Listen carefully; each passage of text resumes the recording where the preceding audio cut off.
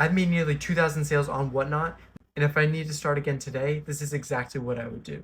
The first thing I do is start with basic items I have around the house. It may take a while than what you would normally have with like designer brands and stuff like that, but I would start with books or maybe just something basic to at least start with, and then I could work my way up from there. The second thing is pick a niche. I learned this the really hard way because once you pick a niche, it's really hard to change it. And I've done it 4 times actually now. I started with Lego. I was the Lego guy for a very long time, and then I switched. I was plush, and then I was the plush guy for a very long time. And then the clothes. I was the clothes guy for a very long time, and now I'm the shoe guy. So please try to pick one consistent niche because your followers will want only really one thing. And if you have a bunch of different things, it's going to be really hard for them to start off and like realize, oh, I know this guy for this guy, because most likely people aren't shopping for clothes and video games at the same time.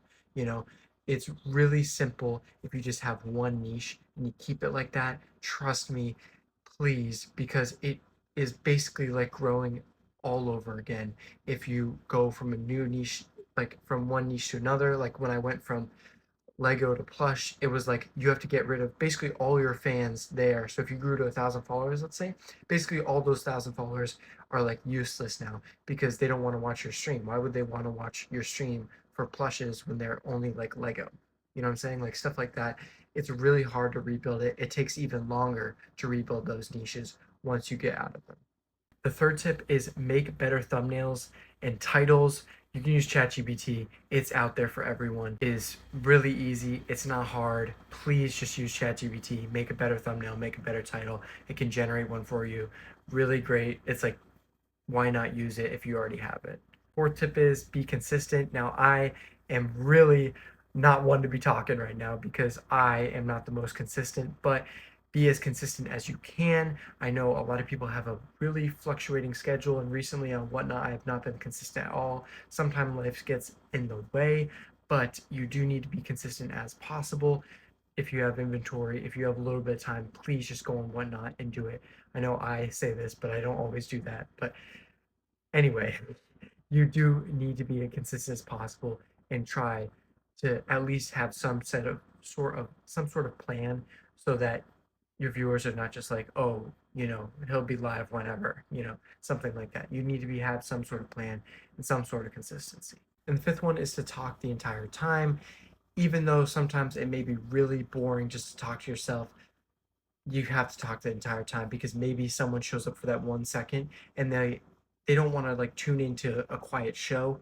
If you're just swiping for shows and stuff like that, and then you just tune in and then nobody's saying anything, you're just going to swipe off. So you really need to start engaging your viewers, and that leads me into the next tip is engaging your viewers. You need to make sure your viewers feel engaged and like they want to be there. That's another tip right there. It needs to be fast paced. People really need to enjoy it, and they really, if you're not funny naturally, don't try to be funny. If you like the Celtics, go talk about the Celtics.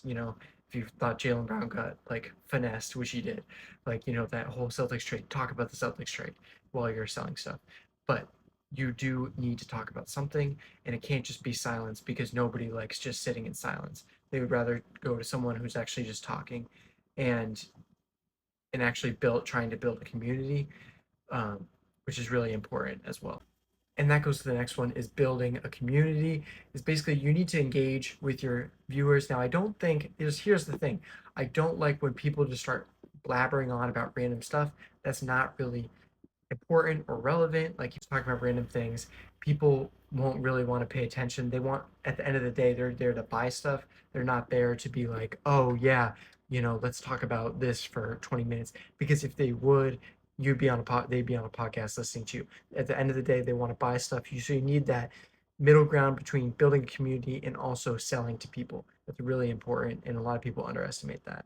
And the next thing is keep the pace moving. You want to keep the show moving like this. You don't want it to be super slow. I know sometimes you may have a slow show, and that's okay. Sometimes you're not going to be winning all of the time. And that's another big thing. And I'd say that's another big tip for me at least is You are not always going to win. You know, you're going to have those bad nights. It's like basically playing any sport. You're going to have those bad nights playing basketball. You're going to have those bad nights playing baseball, golf, football, any sport ever. You're going to have those bad nights. But it's what you do on those bad nights. You know, if it's like, okay, I'm not selling anything, let's at least go for 30 minutes. Instead of you being like, oh, it was a bad night, and then just giving up. Because that's not, in the end of the day, that's not who you want to be as a seller. It reinforces bad habits. So if you found this stuff helpful, please make sure to go hit the follow button for more. I'm trying to post more daily videos like this. So please make sure to go hit the follow button. And I'll see you guys in the next video.